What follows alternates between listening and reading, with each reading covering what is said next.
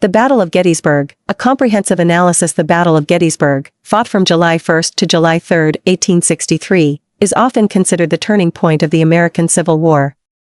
This monumental clash between the Union Army of the Potomac, commanded by Major General George G. Meade, and the Confederate Army of Northern Virginia, led by General Robert E. Lee, resulted in a decisive Union victory. The battle not only halted Lee's invasion of the North but also marked the beginning of the end for the Confederacy. This article delves into the intricate details of the Battle of Gettysburg, exploring its causes, key events, significant figures, and lasting impact on American history. Prelude to the battle. The strategic context. By the summer of 1863, the American Civil War had been raging for over 2 years. The Confederacy, despite its limited resources, had achieved several significant victories, particularly in the Eastern Theater. General Robert E. Lee's Army of Northern Virginia had emerged as a formidable force, having defeated the Union Army in battles such as Fredericksburg and Chancellorsville. Emboldened by these successes, Lee sought to take the war into Union territory, aiming to relieve pressure on war-torn Virginia, disrupt Union supply lines, and potentially force a negotiated peace. Lee's invasion plan. Lee's strategy involved a bold invasion of Pennsylvania. By moving north, he hoped to draw the Union Army away from its defensive positions in Virginia, thereby creating opportunities for decisive engagements. Additionally, Lee aimed to gather supplies from the rich farmlands of Pennsylvania and potentially influence the political landscape by demonstrating the Confederacy's strength. The Union response. The Union Army of the Potomac, under the command of Major General Joseph Hooker, was initially tasked with countering Lee's advance. However, Hooker's leadership was marred by indecision and a lack of confidence from his superiors. On June 28, 1863, just days before the Battle of Gettysburg, Hooker was replaced by Major General George G. Meade. Meade, a seasoned and methodical commander, quickly reorganized the army and prepared to confront Lee's forces. The Battle of Gettysburg, day by day. Day 1, July 1, 1863. Initial skirmishes. The Battle of Gettysburg began almost by accident. On the morning of July 1, Confederate forces under the command of Lieutenant General A.P. Hill encountered Union cavalry led by Brigadier General John Buford near the town of Gettysburg. Buford, recognizing the strategic importance of the high ground south of the town, decided to hold his position until Union infantry reinforcements could arrive. The arrival of reinforcements. As the day progressed, both sides rushed reinforcements to the battlefield. The Union I Corps, commanded by Major General John F. Reynolds, arrived to support Buford's cavalry. Reynolds, a highly respected officer, was killed early in the fighting, but his troops managed to hold their ground against the advancing Confederates. Confederate successes. Despite the Union's determined resistance, the Confederates, under the command of Lieutenant General Richard S. Ewell, managed to push the Union forces back through the town of Gettysburg. By the end of the day, the Confederates had gained control of the town, but the Union troops had established a strong defensive position on Cemetery Hill and Culp's Hill to the south. Day 2, July 2, 1863. Union defensive preparations. Overnight, Meade reinforced his positions on Cemetery Hill, Culp's Hill, and along Cemetery Ridge. The Union line formed a fishhook-shaped defense, with its right flank anchored on Culp's Hill and its left flank extending to the Round Tops. Meade's strategy was to hold the high ground and force the Confederates to attack uphill. Confederate flanking attempts. Lee, recognizing the strength of the Union position, ordered a series of flanking attacks. Lieutenant General James Longstreet's corps was tasked with attacking the Union left flank, while Ewell's corps would assault the Union right flank on Culp's Hill. The fight for Little Round Top. One of the most critical engagements of the day occurred at Little Round Top, a rocky hill on the Union left flank. Colonel Joshua Lawrence Chamberlain and the 20th Maine Regiment played a pivotal role in defending this position. Despite being outnumbered and low on ammunition, Chamberlain's men executed a daring bayonet charge that repelled the Confederate assault and secured the Union flank. The Wheatfield and Peach Orchard. To the west of Little Round Top, fierce fighting erupted in the Wheatfield and Peach Orchard. Union forces under Major General Daniel Sickles, who had advanced his 3 corps without orders, found themselves exposed to Confederate attacks. Despite heavy casualties, the Union troops managed to hold their ground, albeit with significant losses. Culp's Hill and Cemetery Hill. On the Union right flank, Ewell's forces launched repeated assaults on Culp's Hill and Cemetery Hill. The Union defenders, bolstered by reinforcements, repelled these attacks, maintaining their hold on the high ground. Day 3, July 3, 1863. Lee's decision to attack. Despite the setbacks of the previous day, Lee remained determined to break the Union line. He planned a massive assault on the center of the Union position on Cemetery Ridge, believing that a concentrated attack could achieve a decisive breakthrough. The artillery bombardment. The day began with a massive Confederate artillery bombardment, intended to soften the Union defenses. over 150 Confederate guns opened fire, creating a deafening roar that could be heard for miles. However, much of the Confederate artillery fire overshot its targets, and the Union artillery, under the command of Brigadier General Henry J. Hunt, conserved its ammunition for the impending infantry assault. Pickett's charge. The climax of the Battle of Gettysburg came with Pickett's charge, named after Major General George Pickett, one of the Confederate commanders involved. Approximately 12,500 Confederate soldiers advanced across open fields toward the Union center on Cemetery Ridge. The Union defenders, well entrenched and supported by artillery, unleashed a devastating barrage of musket and cannon fire. The aftermath of Pickett's charge ended in disaster for the Confederates. Despite their bravery and determination, the attacking forces were decimated by Union fire. Only a small number of Confederates reached the Union lines, and those who did were quickly overwhelmed. The failure of Pickett's charge marked the end of Lee's offensive at Gettysburg. Key figures of the battle: Union commanders: Major General George G. Meade. Meade, who had only assumed command of the Army of the Potomac days before the battle, played a crucial role in the Union victory. His strategic positioning of troops and ability to coordinate defenses were instrumental in repelling Lee's assaults. Brigadier General John Buford's decision to hold the high ground south of Gettysburg on the first day of the battle was pivotal. His cavalry's delaying actions allowed Union infantry to reinforce the position, setting the stage for the subsequent defense. Colonel Joshua Lawrence Chamberlain's leadership at Little Round Top, particularly his famous bayonet charge, became one of the most celebrated moments of the battle. His actions helped secure the Union left flank and prevent a potential Confederate breakthrough. Confederate commanders: General Robert E. Lee's decision to invade the North and his subsequent strategy at Gettysburg have been the subject of much analysis and debate. While his audacity and tactical brilliance were evident, the failure of Pickett's charge highlighted the risks of his aggressive approach. Lieutenant General James Longstreet, one of Lee's most trusted subordinates, played a key role in the Confederate attacks on the second and third days of the battle. His reservations about Lee's plan for Pickett's charge have been widely discussed, with some historians suggesting that a different approach might have yielded better results. Major General George Pickett's name became synonymous with the ill-fated charge on the third day of the battle. Despite the failure of the assault, Pickett's troops demonstrated remarkable courage and determination in the face of overwhelming odds. The aftermath of the battle: casualties and losses. The Battle of Gettysburg was one of the bloodiest engagements of the Civil War. The Union Army suffered approximately 23,000 casualties, killed, wounded, and missing, while the Confederates lost around 28,000 men. The high casualty rates underscored the ferocity of the fighting and the high stakes involved. Lee's retreat. Following the failure of Pickett's charge, Lee ordered a retreat back to Virginia. The Union Army, exhausted and depleted, did not immediately pursue, allowing the Confederates to withdraw relatively unmolested. Lee's retreat marked the end of his northern invasion and a significant turning point in the war. The Gettysburg Address. In November 1863, President Abraham Lincoln delivered the Gettysburg Address at the dedication of the Soldiers' National Cemetery in Gettysburg. In his brief but powerful speech, Lincoln reaffirmed the principles of liberty and equality and honored the sacrifices of those who fought at Gettysburg. The Gettysburg Address remains one of the most iconic speeches in American history. The strategic and political impact. A turning point in the war. The Union victory at Gettysburg, coupled with the fall of Vicksburg to Union forces on July 4, 1863, marked a significant turning point in the Civil War.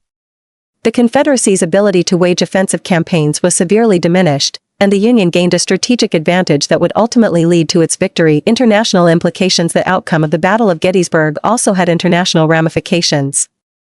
European powers, particularly Britain and France, had been considering recognizing the Confederacy and potentially intervening in the war. The Union victory at Gettysburg, along with the capture of Vicksburg, discouraged such actions and bolstered the Union's position on the global stage. The Emancipation Proclamation. The Union victory at Gettysburg also reinforced the impact of the Emancipation Proclamation, which Lincoln had issued earlier in the year.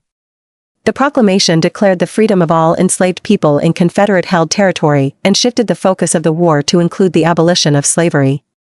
The success at Gettysburg helped solidify support for the proclamation and the broader cause of emancipation. The legacy of Gettysburg commemoration and preservation. The Battle of Gettysburg left an indelible mark on the American landscape and collective memory. The Gettysburg National Military Park, established in 1895, preserves the battlefield and serves as a testament to the sacrifices made during the battle. The park attracts millions of visitors each year, offering a glimpse into the past and a deeper understanding of the Civil War. Historical interpretations. The Battle of Gettysburg has been the subject of extensive historical analysis and interpretation. Scholars have debated the decisions made by commanders on both sides, the role of individual soldiers, and the broader implications of the battle. These discussions continue to shape our understanding of the Civil War and its significance in American history. Cultural impact. The Battle of Gettysburg has also had a profound cultural impact, inspiring countless works of literature, art, and film. From Michael Shara's Pulitzer Prize-winning novel, The Killer Angels, to the iconic film Gettysburg, the battle has captured the imagination of generations and remains a symbol of courage, sacrifice, and the enduring struggle for freedom. The Battle of Gettysburg stands as a defining moment in American history. Its outcome not only altered the course of the Civil War, but also shaped the future of the United States. The bravery and determination displayed by soldiers on both sides, the strategic decisions made by commanders, and the profound consequences of the battle continue to resonate today. As we reflect on the events of July 1st to 3rd, 1863, we are reminded of the enduring importance of unity, freedom, and the pursuit of a more perfect union. The Battle of Gettysburg, key strategies employed by both sides. Introduction. The Battle of Gettysburg, fought from July 1st to July 3rd, 1863, is often considered the turning point of the American Civil War. This monumental clash between the Union Army of the Potomac, commanded by Major General George G. Meade, and the Confederate Army of Northern Virginia, led by General Robert E. Lee, resulted in a decisive Union victory. The battle not only halted Lee's invasion of the North, but also marked the beginning of the end for the Confederacy. The strategies employed by both sides during the Battle of Gettysburg were complex, multifaceted, and evolved over the course of the three-day engagement.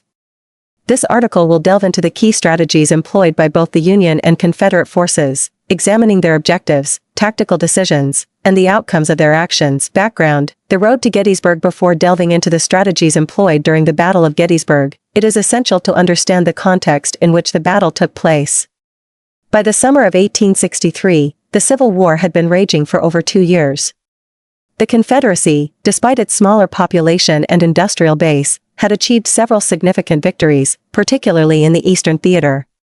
General Robert E. Lee's Army of Northern Virginia had emerged as a formidable force, and Lee himself was widely regarded as one of the most skilled military commanders of the era. Lee's decision to invade the North in the summer of 1863 was driven by several strategic considerations. First, he hoped to relieve pressure on the Confederate home front by shifting the focus of the war to northern soil. Second, a successful invasion could potentially force the Union to negotiate a peace settlement, especially if Lee could achieve a decisive victory on northern soil. Third, Lee aimed to disrupt Union supply lines and gather much-needed supplies for his army. Finally, Lee believed that a Confederate victory in the North could encourage foreign powers, such as Britain and France, to recognize the Confederacy and provide diplomatic or even military support. The Union, on the other hand, was determined to prevent Lee's invasion and protect Northern territory. Major General George G. Meade, who had only recently taken command of the Army of the Potomac, faced the daunting task of stopping Lee's advance. Meade's primary objective was to defend Washington, D.C., and other key northern cities, while also seeking an opportunity to engage and defeat Lee's army. Day 1, July 1, 1863. Confederate strategy. On Day 1. On the first day of the Battle of Gettysburg, Lee's strategy was centered around reconnaissance and engagement. Lee's army was spread out across southern Pennsylvania, and he was initially unaware of the exact location and strength of the Union forces. Lee's primary objective was to concentrate his forces and engage the Union Army in a decisive battle. Lee's strategy on the first day was largely reactive. When Confederate forces under the command of Lieutenant General A.P. Hill encountered Union cavalry under Brigadier General John Buford west of Gettysburg, Hill decided to push forward and engage the Union forces. Lee, upon learning of the engagement, ordered Hill to continue the attack and sent reinforcements under Lieutenant General Richard S. Ewell to support Hill's efforts. Lee's decision to engage the Union forces at Gettysburg was driven by several factors. First, he believed that a victory on northern soil would have significant strategic and psychological benefits for the Confederacy. Second, Lee was confident in the fighting ability of his troops and believed that they could overcome the Union forces. Finally, Lee hoped to seize the initiative and force the Union Army to fight on his terms. Union strategy. On Day 1. The Union strategy on the first day of the Battle of Gettysburg was primarily defensive. Major General John Buford, commanding the Union cavalry, recognized the strategic importance of the high ground around Gettysburg and decided to hold the position until infantry reinforcements could arrive. Buford's decision to engage the Confederate forces west of Gettysburg was crucial in buying time for the Union Army to concentrate its forces. As the Confederate forces pushed forward, Union infantry under the command of Major General John F. Reynolds arrived to reinforce Buford's cavalry. Reynolds recognized the importance of holding the high ground and ordered his troops to take up defensive positions on McPherson Ridge and Seminary Ridge. Reynolds' decision to engage the Confederate forces was critical in preventing the Confederates from gaining control of the high ground early in the battle. However, the Union forces were eventually overwhelmed by the sheer numbers of Confederate troops, and they were forced to retreat through the town of Gettysburg to Cemetery Hill and Culp's Hill south of the town. Despite the Union retreat, the decision to hold the high ground proved to be a crucial strategic move, as it allowed the Union Army to establish a strong defensive position that would play a key role in the subsequent days of the battle outcome of Day 1. By the end of the first day, the Confederate forces had achieved a tactical victory, pushing the Union forces back and gaining control of much of the town of Gettysburg. However, the Union Army had successfully established a strong defensive position on Cemetery Hill and Culp's Hill, which would prove to be a significant advantage in the days to come. Lee's decision to continue the attack on the first day was driven by his desire to seize the initiative and force the Union Army to fight on his terms. However, the Union's decision to hold the high ground and establish a strong defensive position would ultimately prove to be a critical factor in the outcome of the battle. Day 2, July 2, 1863. Confederate strategy on Day 2. On the second day of the Battle of Gettysburg, Lee's strategy shifted to a more aggressive approach. Lee believed that the Union forces were vulnerable and that a coordinated attack on both flanks of the Union line could lead to a decisive victory. Lee's plan for the second day was to launch simultaneous attacks on the Union left and right flanks, with the goal of breaking through the Union lines and forcing a general retreat. Lee's strategy on the second day was heavily reliant on the performance of his corps commanders, particularly Lieutenant General James Longstreet and Lieutenant General Richard S. Ewell.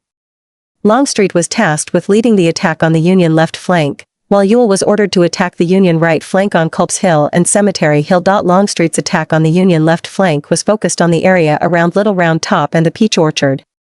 Longstreet's forces were to advance through the wheat field and Devil's Den, with the goal of outflanking the Union position and rolling up the Union line from the south.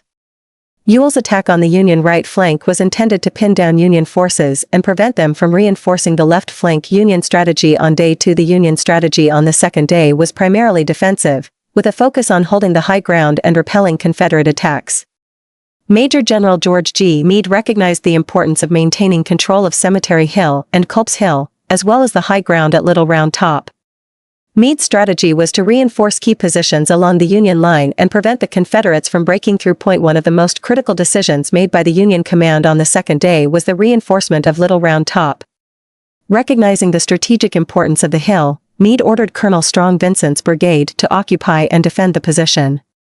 Vincent's brigade, along with the 20th Maine Regiment under Colonel Joshua Lawrence Chamberlain, played a crucial role in repelling Longstreet's attack on the Union left flank. The Union strategy on the second day also involved the use of artillery to support the defensive positions. Union artillery batteries were positioned on Cemetery Hill and Little Round Top, providing covering fire for the infantry and helping to repel Confederate attacks. Outcome of Day 2. The second day of the Battle of Gettysburg was marked by intense fighting and heavy casualties on both sides. Longstreet's attack on the Union left flank achieved some initial success, with Confederate forces capturing the Peach Orchard and Devil's Denver. However, the Union defense of Little Round Top, led by Colonel Chamberlain and the 20th Maine, proved to be a critical factor in preventing a Confederate breakthrough. Ewell's attack on the Union right flank also achieved some success, with Confederate forces briefly capturing part of Culp's Hill. However, the Union defense of Cemetery Hill and Culp's Hill held firm, and the Confederate forces were unable to break through the Union lines. Despite the heavy fighting and significant casualties, the Union Army successfully held its defensive positions on the second day. The Confederate attacks, while initially successful, ultimately failed to achieve their objectives, and the Union Army maintained control of the high ground. Day 3, July 3, 1863. Confederate strategy on Day 3. On the third day of the Battle of Gettysburg, Lee's strategy shifted to a final, decisive assault on the Union center. Lee believed that the Union forces were weakened and that a concentrated attack on the center of the Union line could lead to a breakthrough and a decisive victory. Lee's plan for the third day was to launch a massive infantry assault, known as Pickett's Charge, against the Union position on Cemetery Ridge. Lee's strategy on the third day was heavily reliant on the performance of Lieutenant General James Longstreet, who was tasked with leading the assault. Longstreet's forces, including Major General George Pickett's division, were to advance across open ground and attack the Union center. Lee believed that the sheer weight of the Confederate assault would overwhelm the Union defenders and lead to a breakthrough. In addition to Pickett's charge, Lee also ordered Ewell to launch a supporting attack on the Union right flank at Culp's Hill. The goal of this attack was to pin down Union forces and prevent them from reinforcing the center of the line. Union strategy on Day 3. The Union strategy on the third day was focused on maintaining the defensive positions and repelling the expected Confederate assault. Meade anticipated that Lee would launch an attack on the Union center and ordered his troops to reinforce the position on Cemetery Ridge. Meade's strategy was to use artillery and infantry to repel the Confederate assault and prevent a breakthrough. One of the key decisions made by the Union command on the third day was the positioning of artillery batteries along Cemetery Ridge. Union artillery, under the command of Colonel Edward Porter Alexander, was positioned to provide covering fire and support the infantry during the Confederate assault. The Union artillery played a crucial role in repelling Pickett's charge, inflicting heavy casualties on the advancing Confederate forces. The Union strategy on the third day also involved the use of reserves to reinforce key positions. Meade held several divisions in reserve, ready to counter any Confederate breakthrough. The Union reserves played a critical role in repelling Pickett's charge and maintaining the integrity of the Union line. Outcome of Day 3. The third day of the Battle of Gettysburg culminated in Pickett's charge, one of the most famous and decisive moments of the Civil War. The Confederate assault, led by Pickett's division, advanced across open ground under heavy Union artillery and rifle fire. Despite their bravery and determination, the Confederate forces were unable to break through the Union lines, and the assault ended in disaster. Pickett's charge resulted in heavy casualties for the Confederate forces, with thousands of soldiers killed, wounded, or captured. The failure of the assault marked the end of Lee's invasion of the North and forced the Confederate Army to retreat back to Virginia. The Union defense of Cemetery Ridge was a resounding success, and the Union Army maintained control of the high ground throughout the battle. The failure of Pickett's charge marked the turning point of the Battle of Gettysburg and the beginning of the end for the Confederacy. The Battle of Gettysburg was a complex and multifaceted engagement, with both the Union and Confederate forces employing a range of strategies over the course of the three-day battle. Lee's strategy was focused on seizing the initiative, concentrating his forces, and achieving a decisive victory on Northern soil. However, Lee's aggressive approach ultimately led to heavy casualties and the failure of his invasion. Meade's strategy, on the other hand, was focused on maintaining the defensive positions, holding the high ground, and repelling Confederate attacks. Meade's decision to reinforce key positions, such as Little Round Top and Cemetery Ridge, proved to be critical in the Union victory. The Battle of Gettysburg marked a turning point in the Civil War, with the Union victory halting Lee's invasion of the North and boosting Union morale. The strategies employed by both sides during the battle highlight the importance of terrain, timing, and coordination in military engagements. The lessons learned from the Battle of Gettysburg continue to be studied and analyzed by military historians and strategists to this day. How did the terrain of Gettysburg influence the outcome of the battle? The Battle of Gettysburg, fought from July 1 to July 3, 1863, is often considered the turning point of the American Civil War. This monumental clash between the Union Army of the Potomac, commanded by Major General George G. Meade, and the Confederate Army of Northern Virginia, led by General Robert E. Lee, resulted in a decisive Union victory.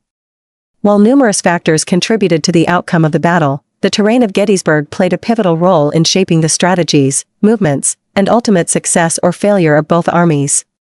This article delves into the intricate ways in which the geography and topography of Gettysburg influenced the battle's outcome, examining key locations, tactical advantages, and the broader implications of terrain on military operations. Introduction to the Battle of Gettysburg. Before delving into the specifics of the terrain, it is essential to provide a brief overview of the Battle of Gettysburg. The battle was part of General Lee's second invasion of the North, following his successful campaigns in Virginia. Lee aimed to shift the war's focus away from the war-torn South, relieve pressure on Confederate forces, and potentially force a negotiated peace by threatening northern cities. Gettysburg, a small town in Pennsylvania, became the unexpected site of this critical confrontation. The battle unfolded over 3 days, with intense fighting on July 1, July 2, and July 3. The Union forces ultimately repelled the Confederate advances, leading to a significant morale boost for the North and a devastating blow to the Confederacy. The terrain of Gettysburg, characterized by its hills, ridges, and open fields, played a crucial role in determining the battle's outcome. The geography of Gettysburg. The town of Gettysburg is situated in a region of rolling hills, ridges, and valleys, which provided both advantages and challenges for the armies engaged in the battle. The key geographical features of Gettysburg include Cemetery Hill, a prominent hill south of Gettysburg, Cemetery Hill served as a critical defensive position for the Union Army. Its elevation provided a commanding view of the surrounding area, making it an ideal location for artillery. Culp's Hill, located to the east of Cemetery Hill, Culp's Hill was another vital defensive position for the Union forces. Its steep slopes and dense vegetation made it difficult for Confederate troops to assault Little Round Top and Big Round Top. These two hills, located to the south of Cemetery Hill, were crucial for controlling the Union's left flank. Little Round Top, in particular, became the site of intense fighting on July 2. Seminary Ridge, running north-south to the west of Gettysburg, Seminary Ridge served as the primary position for the Confederate Army. It provided a natural defensive line and a base for launching attacks. Peach Orchard and Wheatfield, these open fields south of Gettysburg were the sites of heavy fighting on July 2. The terrain in this area was relatively flat, making it suitable for large-scale infantry assaults. Devil's Den, a rocky, rugged area located below Little Round Top, Devil's Den was the site of fierce fighting on July 2. Its uneven terrain provided cover for sharpshooters and skirmishers. Emmetsburg Road, this road ran south from Gettysburg and served as a key route for troop movements.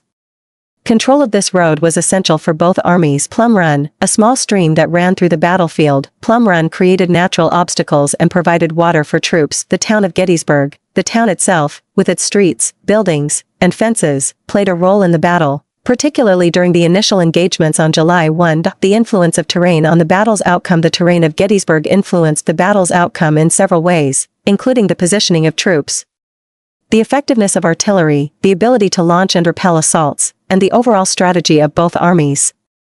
The following sections explore these aspects in detail. Defensive advantages of high ground. One of the most significant ways in which the terrain influenced the battle was through the defensive advantages provided by high ground. The Union Army's decision to occupy Cemetery Hill, Culp's Hill, and Little Round Top proved to be a decisive factor in their success. Cemetery Hill, located south of Gettysburg, became the Union's central defensive position. Its elevation allowed Union artillery to dominate the surrounding area, providing a clear line of sight for targeting Confederate positions. The hill's steep slopes made it difficult for Confederate infantry to assault, forcing them to approach under heavy fire.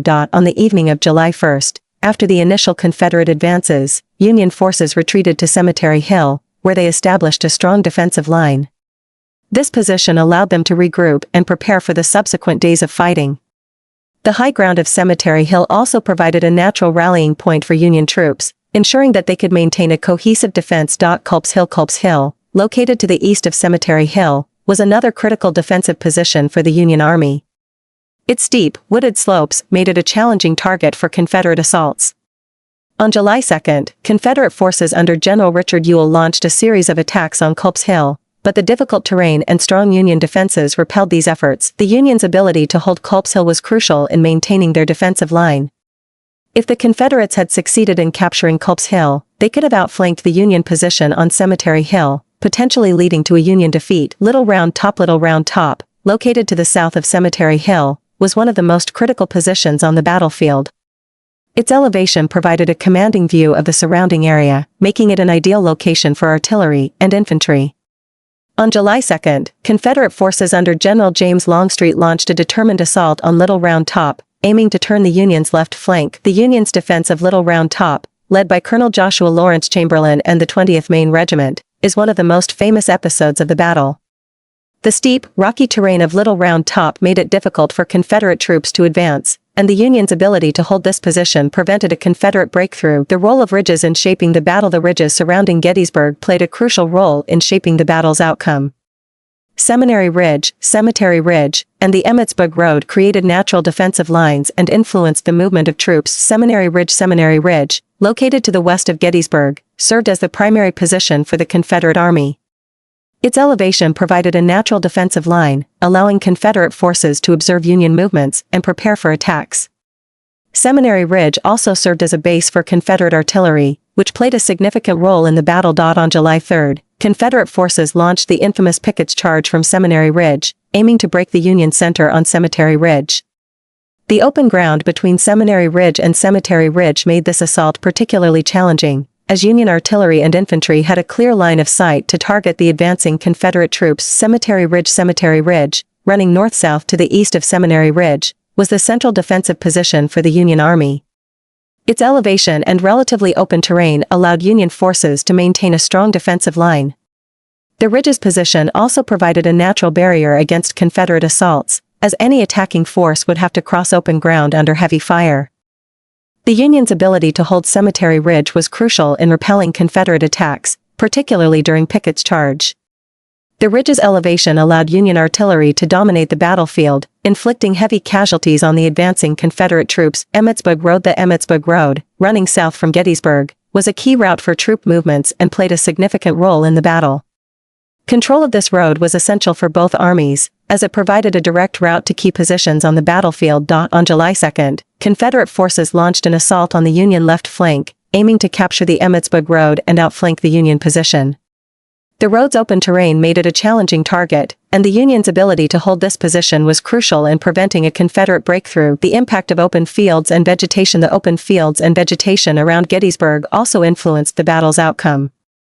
Areas such as the Peach Orchard, Wheatfield, and Devil's Den were the sites of intense fighting, with the terrain playing a significant role in the effectiveness of infantry and artillery. Peach Orchard and Wheatfield. The Peach Orchard and Wheatfield, located south of Gettysburg, were relatively flat and open areas that saw heavy fighting on July 2. The open terrain made these areas suitable for large-scale infantry assaults, but also exposed attacking troops to heavy artillery and rifle fire. Confederate forces under General Longstreet launched a series of assaults on the Peach Orchard and Wheatfield, aiming to break the Union left flank. The Union's ability to hold these positions, despite the challenging terrain, was crucial in preventing a Confederate breakthrough. Devil's Den, a rocky, rugged area located below Little Round Top, was the site of fierce fighting on July 2. The uneven terrain provided cover for sharpshooters and skirmishers, making it a challenging area for both sides to control. Confederate forces launched a determined assault on Devil's Den, aiming to capture this key position and outflank the Union left flank. The Union's ability to hold Devil's Den, despite the difficult terrain, was crucial in maintaining their defensive line. The role of waterways and obstacles. Waterways and natural obstacles, such as Plum Run and the town of Gettysburg itself, also played a role in shaping the battle's outcome. Plum Run, a small stream that ran through the battlefield, created natural obstacles for troop movements. The stream's banks were steep and difficult to cross, particularly under fire. The presence of Plum Run influenced the movement of troops and the positioning of defensive lines. The town of Gettysburg. The town of Gettysburg, with its streets, buildings, and fences, played a role in the battle, particularly during the initial engagements on July 1. The town's narrow streets and buildings provided cover for infantry, but also created obstacles for large-scale troop movements. Confederate forces initially pushed Union troops through the town of Gettysburg on July 1, but the Union's ability to retreat to the high ground of Cemetery Hill and Culp's Hill allowed them to regroup and establish a strong defensive position. The influence of terrain on artillery. The terrain of Gettysburg had a significant impact on the effectiveness of artillery. The elevation of Cemetery Hill, Culp's Hill, and Little Round Top provided Union artillery with a commanding view of the battlefield, allowing them to target Confederate positions with precision. Confederate artillery, positioned on Seminary Ridge, also played a significant role in the battle. However, the open ground between Seminary Ridge and Cemetery Ridge made Confederate artillery less effective during assaults, as Union artillery could target advancing troops with greater accuracy. The terrain also influenced the placement of artillery batteries. Union forces positioned their artillery on high ground, allowing them to dominate the battlefield. Confederate artillery, while effective in some areas, was often forced to fire at longer ranges, reducing its effectiveness. The impact of terrain on cavalry operations. Cavalry operations were also influenced by the terrain of Gettysburg. The open fields and rolling hills provided suitable ground for cavalry movements, but the presence of fences, streams, and wooded areas created obstacles. Union cavalry, under the command of General John Buford, played a crucial role in the initial stages of the battle. Buford's cavalry delayed Confederate advances on July 1, allowing Union infantry to establish defensive positions on Cemetery Hill and Culp's Hill. Confederate cavalry, under the command of General J.E.B. Stuart, played a less significant role in the battle. Stuart's cavalry arrived late to the battlefield, limiting its impact on the overall outcome. The psychological impact of terrain. The terrain of Gettysburg also had a psychological impact on the troops involved in the battle. The high ground of Cemetery Hill, Culp's Hill, and Little Round Top provided Union troops with a sense of security and confidence, knowing that they held a strong defensive position. Conversely, Confederate troops faced the daunting task of assaulting well-fortified positions on high ground. The steep slopes, open fields, and heavy Union fire made these assaults particularly challenging, leading to high casualties and a sense of futility among Confederate troops. The psychological impact of the terrain was particularly evident during Pickett's charge on July 3. The open ground between Seminary Ridge and Cemetery Ridge made the assault a near-suicidal mission, and the heavy Union fire inflicted devastating casualties on the advancing Confederate troops. The role of terrain in shaping strategy. The terrain of Gettysburg played a crucial role in shaping the strategies of both armies. General Lee's decision to launch a frontal assault on the Union center during Pickett's charge was influenced by the terrain, as he believed that a concentrated attack could break the Union line. However, the open ground and strong Union defenses made this strategy highly risky. The Union's ability to hold their defensive positions on Cemetery Ridge, Cemetery Hill, and Culp's Hill allowed them to repel the Confederate assault and secure a decisive victory. General Meade's decision to maintain a defensive posture and hold the high ground was also influenced by the terrain. The Union's strong defensive positions allowed them to withstand Confederate assaults and ultimately secure victory. The aftermath and legacy of the terrain. The terrain of Gettysburg continued to influence the battle's aftermath and legacy. The high ground held by the Union Army allowed them to maintain a strong defensive position, leading to a decisive victory. The heavy casualties inflicted on the Confederate Army during assaults on high ground contributed to their eventual retreat and the failure of Lee's invasion of the North. The terrain also played a role in the preservation of the battlefield. The rolling hills, ridges, and open fields of Gettysburg have been preserved as a national park, allowing visitors to understand the impact of the terrain on the battle's outcome. The terrain of Gettysburg played a crucial role in shaping the outcome of the battle.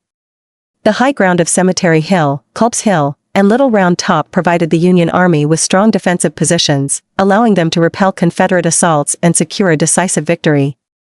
The ridges, open fields, and natural obstacles influenced troop movements, the effectiveness of artillery, and the overall strategy of both armies. The psychological impact of the terrain, combined with the physical challenges it presented, contributed to the high casualties and ultimate failure of the Confederate Army. The Union's ability to hold their defensive positions on high ground was a key factor in their success, and the terrain's influence on the battle's outcome continues to be studied and remembered as a critical aspect of the Battle of Gettysburg. In conclusion, the terrain of Gettysburg was not merely a backdrop for the battle but a decisive factor that shaped the strategies, movements, and ultimate outcome of this pivotal engagement in the American Civil War. The rolling hills, ridges, and open fields of Gettysburg remain a testament to the profound impact of geography on military history.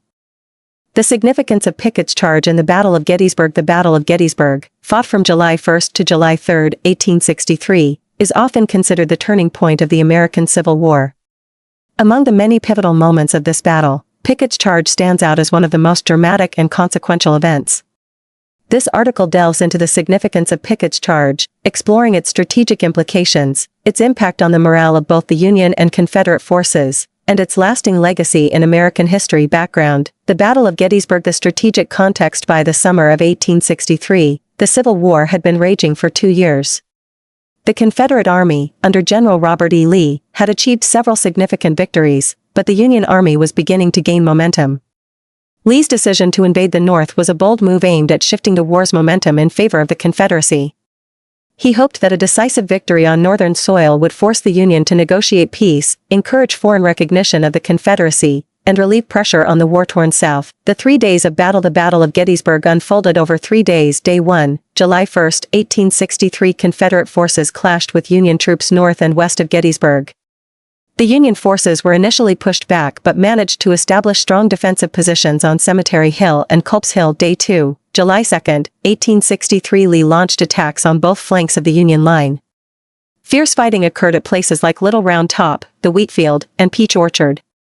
Despite heavy casualties, the Union lines held. Day 3, July 3, 1863. Lee ordered a massive assault on the center of the Union line, known as Pickett's Charge. This attack would become one of the most famous and tragic moments of the Civil War. Pickett's Charge, the plan and execution. The Confederate strategy. Lee's plan for July 3 was to launch a coordinated attack on the Union center, which he believed had been weakened by the previous day's fighting. The assault was to be preceded by a massive artillery bombardment intended to soften the Union defenses. The infantry charge would then be led by General George Pickett's division, along with troops from General James Longstreet's corps. The artillery bombardment. At around 1 p.m., Confederate artillery opened fire on the Union positions. The bombardment lasted for about 2 hours and was one of the largest artillery barrages of the war.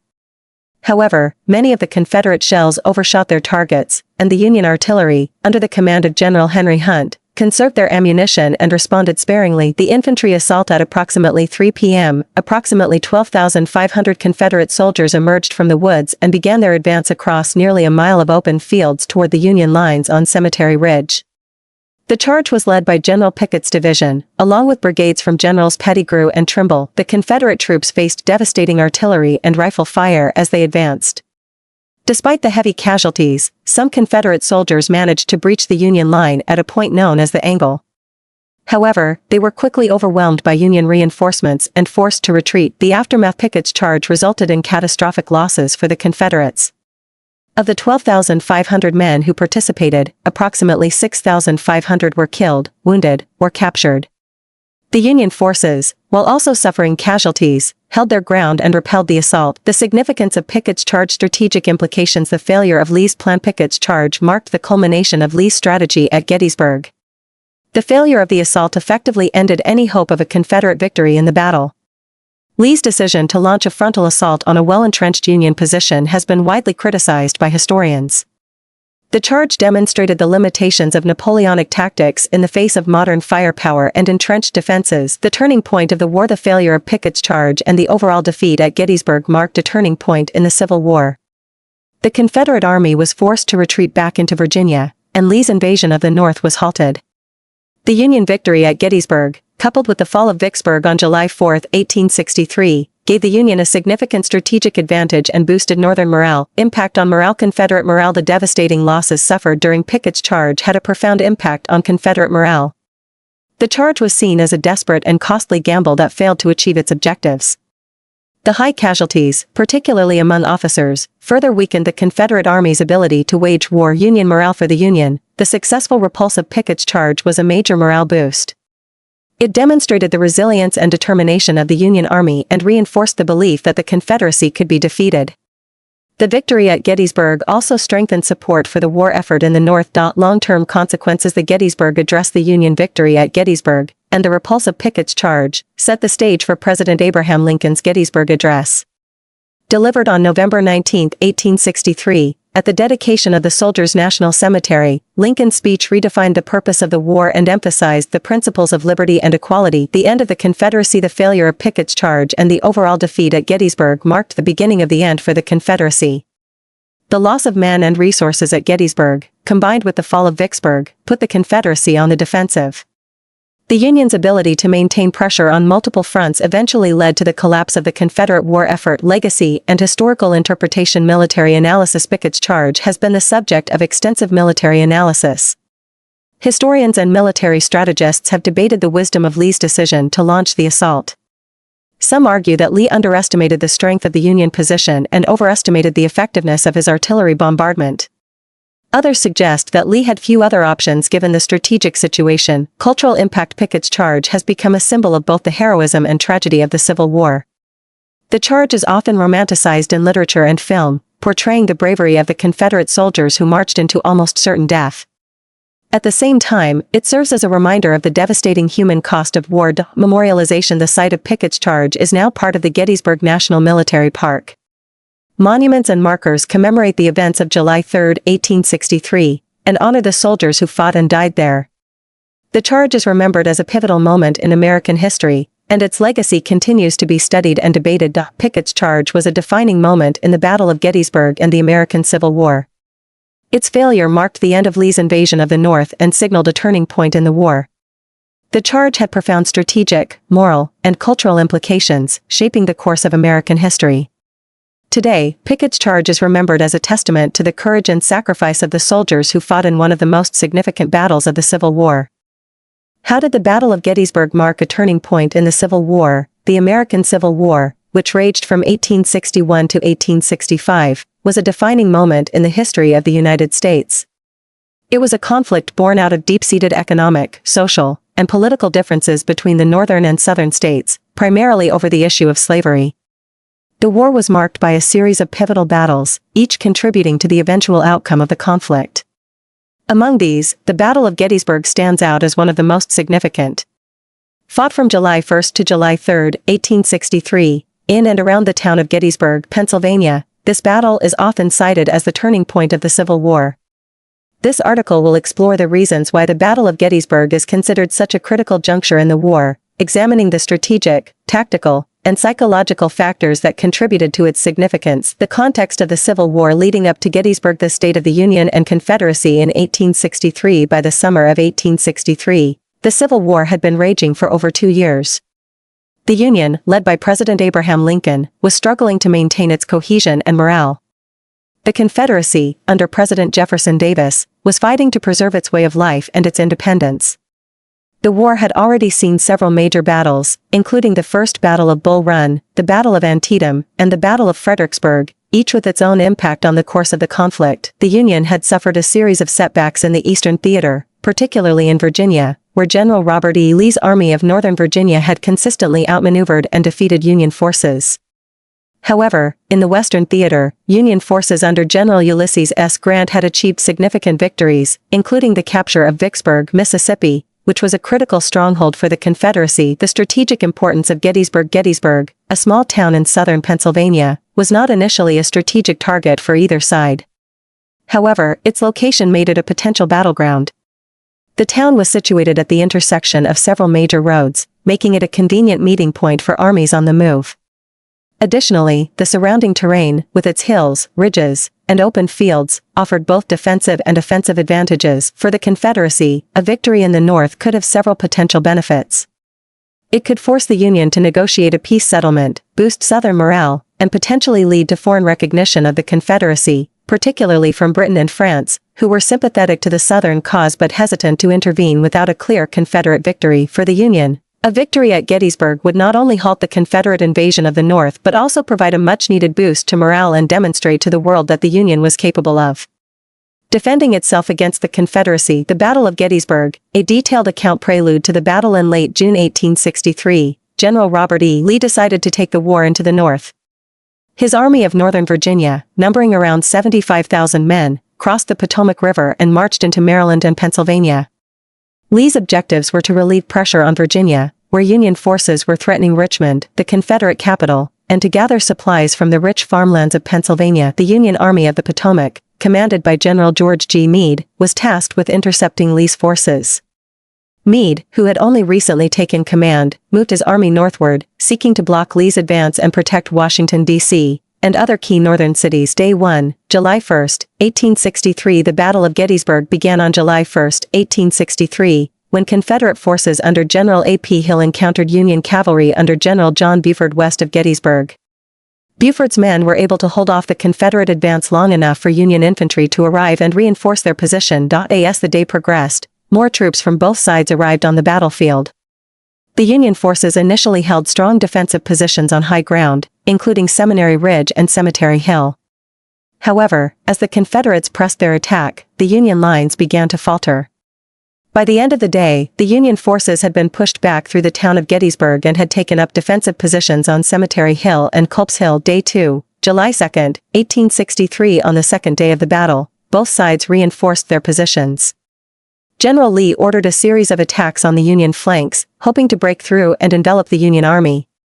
The most famous of these attacks was the assault on the Union left flank at Little Round Top, led by Confederate General James Longstreet. The fighting at Little Round Top was fierce, with Union forces under Colonel Joshua Lawrence Chamberlain of the 20th Maine Regiment holding the line against repeated Confederate assaults. Chamberlain's men, running low on ammunition, eventually charged down the hill with fixed bayonets, driving the Confederates back and securing the Union position. Meanwhile, on the Union right flank, Confederate forces under General Richard Ewell launched an attack on Culp's Hill and Cemetery Hill. The fighting was intense, but the Union forces were able to hold their ground, thanks in part to the strong defensive positions and the timely arrival of reinforcements. Day 3, July 3, 1863. The third day of the battle is best known for Pickett's charge, a massive Confederate assault on the center of the Union line on Cemetery Ridge. General Lee, believing that the Union center was weakened, ordered General George Pickett to lead a division of troops in a direct assault on the Union position. The charge began with a massive artillery bombardment, intended to soften up the Union defenses. However, the Union artillery, under the command of General Henry Hunt, was able to respond effectively, causing significant casualties among the Confederate forces. As Pickett's men advanced across open ground, they were met with devastating fire from Union infantry and artillery. Despite their bravery and determination, the Confederates were unable to break through the Union lines. The charge ended in disaster, with heavy casualties and the retreat of the Confederate forces. Aftermath of the Battle of Gettysburg ended on July 3, 1863, with a decisive Union victory. The Confederates, having suffered heavy casualties and unable to break through the Union lines, began their retreat back to Virginia on July 4. The Union forces, though also suffering significant losses, had successfully defended their position and halted the Confederate invasion of the North. The casualties at Gettysburg were staggering. The Union Army suffered around 23,000 casualties, killed, wounded, or missing, while the Confederates suffered around 28,000. The battle was one of the bloodiest in American history, and the town of Gettysburg was left in ruins, with thousands of dead and wounded soldiers filling the streets and fields. Why Gettysburg was a turning point in the Civil War. Strategic implications. The Union victory at Gettysburg had several strategic implications that contributed to its status as a turning point in the Civil War. Halting the Confederate invasion of the North. One of the most immediate and significant outcomes of the Battle of Gettysburg was the halting of the Confederate invasion of the North. General Lee's decision to take the war into Union territory was a bold move, aimed at relieving pressure on Virginia and potentially forcing the Union to negotiate a peace settlement. However, the failure of the invasion at Gettysburg meant that the Confederacy was unable to achieve these objectives. The Union victory at Gettysburg also demonstrated that the Union Army was capable of defending its territory against Confederate incursions. This was a significant boost to Union morale and helped to solidify support for the war effort in the North. The fall of Vicksburg. The timing of the Battle of Gettysburg was also significant. Just one day after the Union victory at Gettysburg, on July 4, 1863, Union forces under General Ulysses S. Grant achieved a major victory at the Siege of Vicksburg in Mississippi.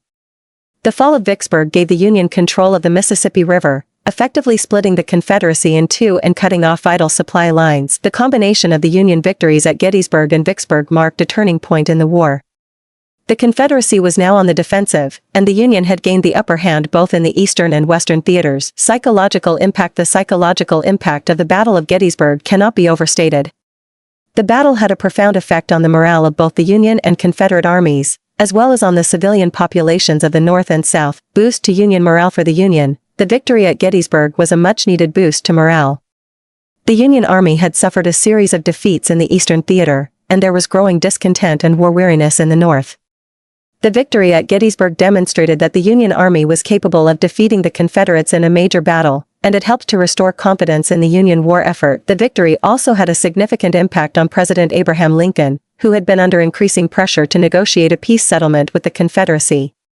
The Union victory at Gettysburg strengthened Lincoln's resolve to continue the war and to push for the abolition of slavery. Blow to Confederate morale. For the Confederacy, the defeat at Gettysburg was a devastating blow. The failure of the invasion of the North and the heavy casualties suffered at Gettysburg undermined Confederate morale and weakened the Southern war effort. The loss of so many experienced soldiers and officers was a significant setback for the Confederate Army, and it became increasingly difficult for the Confederacy to replace these losses. The defeat at Gettysburg also had a demoralizing effect on the Southern civilian population. The hope of foreign recognition and support, particularly from Britain and France, was dashed by the Union victory. The Confederacy was now facing the grim reality of a long and difficult war, with diminishing resources and manpower. Political implications. The Battle of Gettysburg also had significant political implications, both domestically and internationally. Domestic politics in the North. The Union victory at Gettysburg helped to strengthen support for the war effort and for President Lincoln's administration. The victory came at a critical time as Lincoln was facing increasing opposition from peace Democrats, who were calling for a negotiated settlement with the Confederacy. The victory at Gettysburg helped to silence some of this opposition and bolstered Lincoln's position as a war leader. In the South, the defeat at Gettysburg weakened the position of President Jefferson Davis and the Confederate government. The failure of the invasion of the North and the heavy losses suffered at Gettysburg led to increased criticism of Davis's leadership and the Confederate war effort. The defeat also undermined the Confederacy's ability to maintain the support of its civilian population, as the reality of the war's toll became increasingly apparent. International relations. The Battle of Gettysburg also had important implications for the Confederacy's hopes of gaining foreign recognition and support. Throughout the war, the Confederacy had sought to gain recognition from Britain and France, hoping that this would lead to diplomatic and military support. However, the Union victory at Gettysburg, combined with the fall of Vicksburg, made it clear that the Confederacy was unlikely to achieve a decisive victory. The Union victories at Gettysburg and Vicksburg also demonstrated to Britain and France that the Union was capable of winning the war. This made it less likely that either country would intervene on behalf of the Confederacy, as they were unwilling to support a losing cause. The failure to gain foreign recognition was a significant blow to the Confederacy's war effort and contributed to its eventual defeat. Military leadership and tactics. The Battle of Gettysburg also highlighted the importance of military leadership and tactics in determining the outcome of a battle. The decisions made by the commanders on both sides had a significant impact on the course of the battle and its ultimate outcome. Union leadership. The Union victory at Gettysburg was due in large part to the effective leadership of General George G. Meade and his subordinate commanders. Meade, who had only recently taken command of the Army of the Potomac, was able to quickly assess the situation and make decisive decisions that helped to secure the Union position. One of the key factors in the Union victory was the strong defensive positions that Meade's forces were able to establish on high ground, including Cemetery Hill, Culp's Hill, and Little Round Top. These positions allowed the Union forces to repel repeated Confederate assaults and inflict heavy casualties on the attacking forces. The Union artillery also played a crucial role in the battle, particularly during Pickett's charge.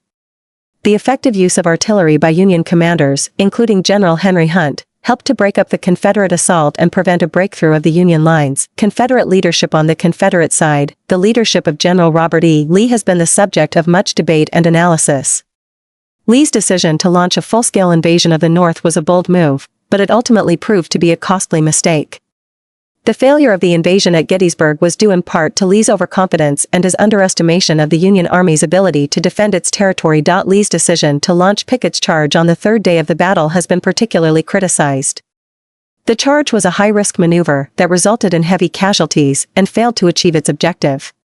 Some historians have argued that Lee's aggressive tactics at Gettysburg were a reflection of his belief in the invincibility of his army, which had achieved a series of victories in previous battles. The performance of Lee's subordinate commanders, particularly General James Longstreet, has also been the subject of debate.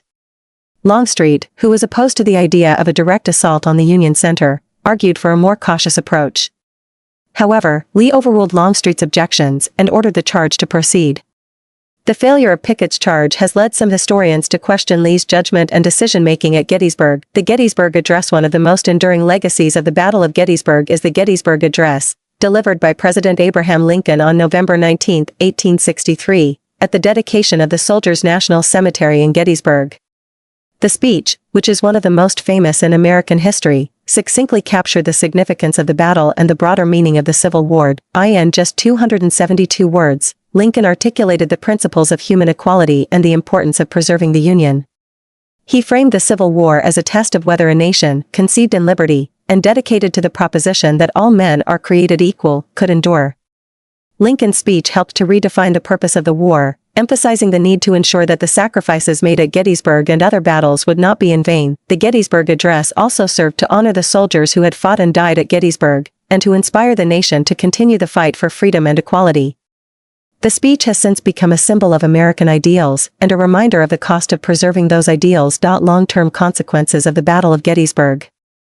The turning of the tide in the Civil War. The Union victory at Gettysburg marked a turning point in the Civil War, shifting the momentum in favor of the Union and setting the stage for the eventual defeat of the Confederacy. The battle demonstrated that the Union Army was capable of defeating the Confederates in a major engagement, and it helped to restore confidence in the Union war effort. In the months and years following Gettysburg, the Union continued to gain the upper hand in the war. The fall of Vicksburg and the Union control of the Mississippi River split the Confederacy in two, cutting off vital supply lines and weakening the Southern war effort. The Union also achieved significant victories in the Western theater, including the capture of Atlanta and the March to the Sea, which further weakened the Confederacy. The Union victory at Gettysburg also had a psychological impact on the Confederacy, undermining Southern morale and weakening the resolve of the Confederate Army and civilian population. The defeat at Gettysburg made it clear that the Confederacy was unlikely to achieve a decisive victory, and it contributed to the growing sense of despair and defeatism in the South. The impact on slavery and emancipation. The Battle of Gettysburg also had a significant impact on the issue of slavery and the broader struggle for emancipation. The Union victory at Gettysburg helped to strengthen support for the abolition of slavery, particularly in the North. The battle demonstrated that the Union was capable of winning the war, and it helped to shift public opinion in favor of ending slavery. In the months following Gettysburg, President Lincoln issued the Emancipation Proclamation, which declared that all slaves in Confederate-held territory were to be freed. While the proclamation did not immediately end slavery, it signaled a significant shift in the Union's war aims and helped to pave the way for the eventual abolition of slavery with the passage of the 13th Amendment to the Constitution. The Battle of Gettysburg also had a direct impact on the lives of enslaved people in the South. As Union forces advanced into Confederate territory, thousands of enslaved people fled to Union lines, seeking freedom and protection.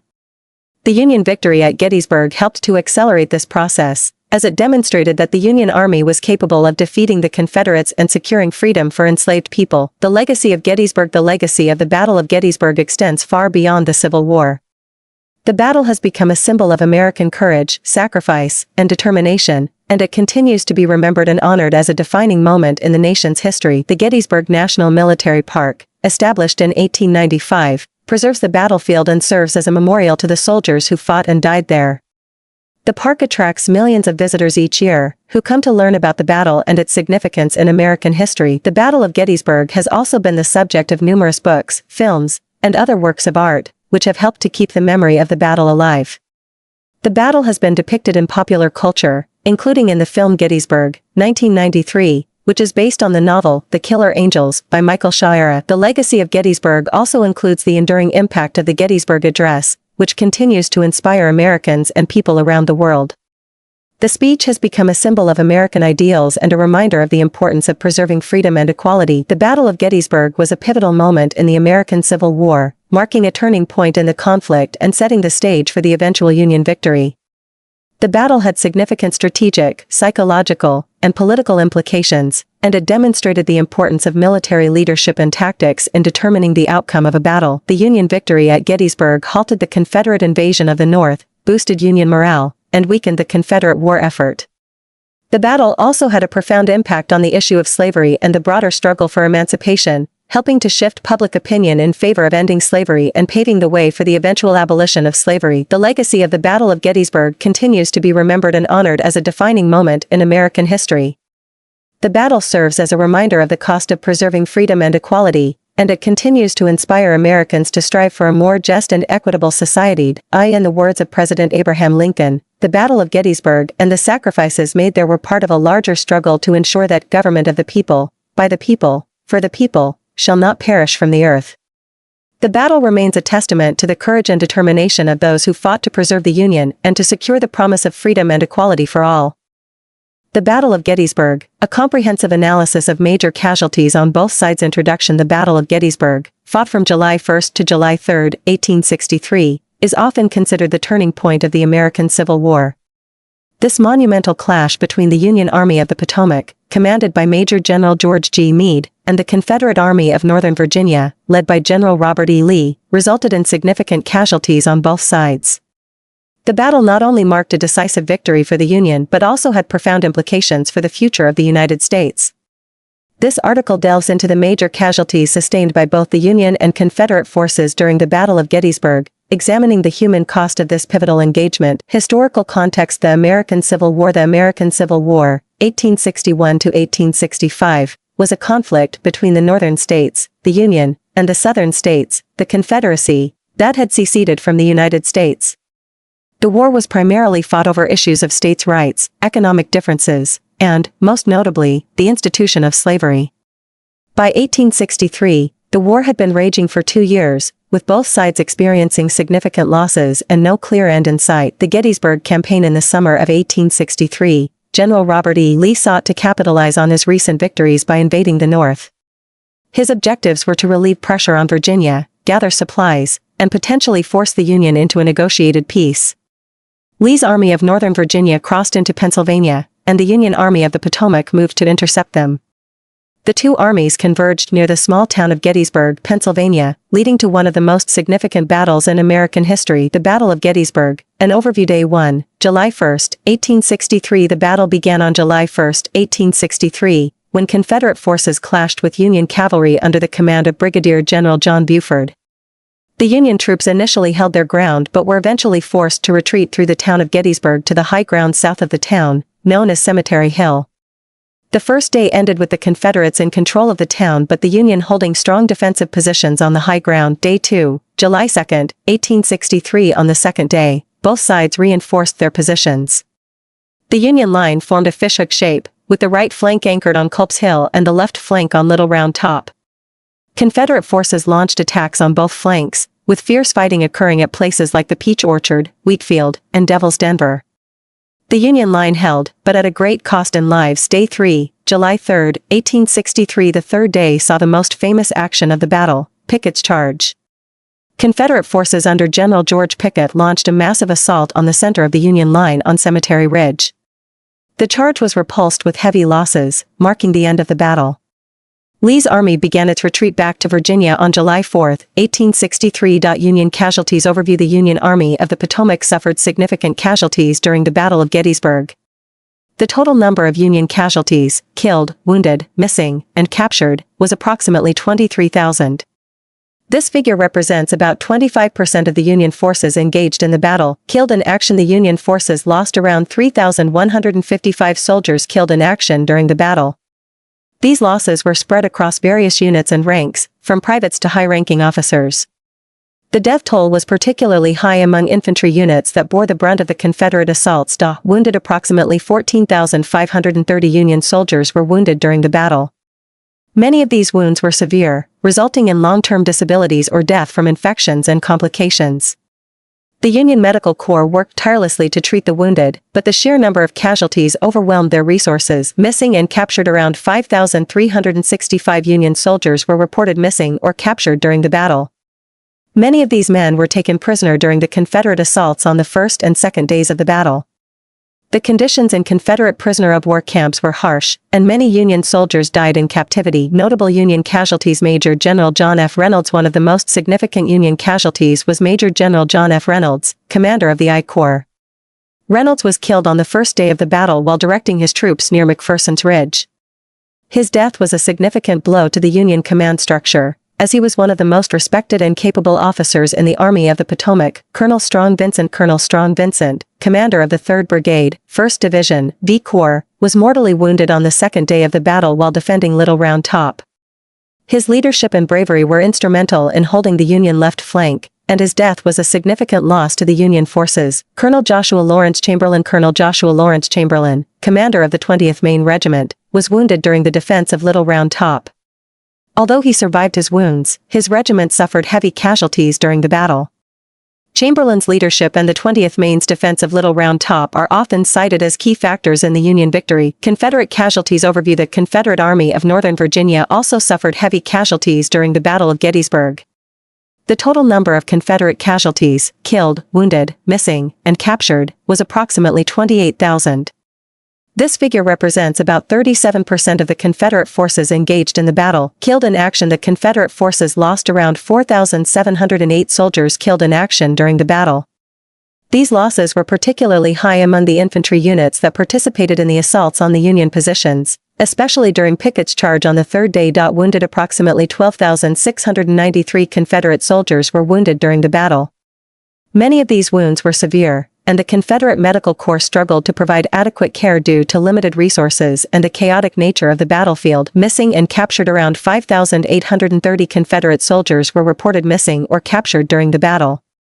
Many of these men were taken prisoner during the Union counterattacks and the retreat from Gettysburg. The conditions in Union prisoner-of-war camps were also harsh, and many Confederate soldiers died in captivity. Notable Confederate casualties. Lieutenant General Thomas Stonewall Jackson, posthumous impact. Although Lieutenant General Thomas Stonewall Jackson had died prior to the Battle of Gettysburg, his absence was keenly felt by the Confederate forces. Jackson's aggressive tactics and leadership had been instrumental in previous Confederate victories, and his loss was a significant blow to the Army of Northern Virginia. Brigadier General Lewis A. Armistead. Brigadier General Lewis A. Armistead was mortally wounded during Pickett's charge on the third day of the battle. Armistead led his brigade to the farthest point of the Confederate advance, known as the high water mark of the Confederacy, before being shot down. His death was a significant loss to the Confederate command structure. Major General George Pickett. Major General George Pickett, commander of the division that led the famous charge on the third day, survived the battle but suffered heavy losses among his men. Pickett's charge resulted in the near destruction of his division, and the failure of the assault was a devastating blow to Confederate morale. The aftermath of the battle. Immediate aftermath. The Battle of Gettysburg ended with a decisive Union victory, but at a great cost in lives. Both armies were left exhausted and depleted, and the battlefield was littered with the dead and wounded. The Union victory at Gettysburg, combined with the fall of Vicksburg on July 4, 1863, marked a turning point in the Civil War. Long-term impact. The high casualties sustained by both sides at Gettysburg had long-term implications for the Civil War. The Union victory bolstered Northern morale and weakened the Confederate war effort. The loss of so many experienced soldiers and officers was a significant blow to the Confederate Army of Northern Virginia, from which it never fully recovered. The Gettysburg Address. On November 19, 1863, President Abraham Lincoln delivered the Gettysburg Address at the dedication of the Soldiers' National Cemetery in Gettysburg. In his brief but powerful speech, Lincoln honored the fallen soldiers and reaffirmed the Union's commitment to the principles of liberty and equality. The Gettysburg Address remains one of the most famous speeches in American history. Conclusion. The Battle of Gettysburg was one of the bloodiest battles of the American Civil War, with significant casualties on both sides. The Union Army of the Potomac suffered approximately 23,000 casualties, while the Confederate Army of Northern Virginia suffered around 28,000. The human cost of the battle was immense, with thousands of soldiers killed, wounded, missing, or captured. The battle marked a turning point in the Civil War, leading to a Union victory that ultimately contributed to the preservation of the United States. The sacrifices made by the soldiers at Gettysburg are remembered and honored to this day, as the battle remains a symbol of the cost of freedom and the resilience of the American spirit.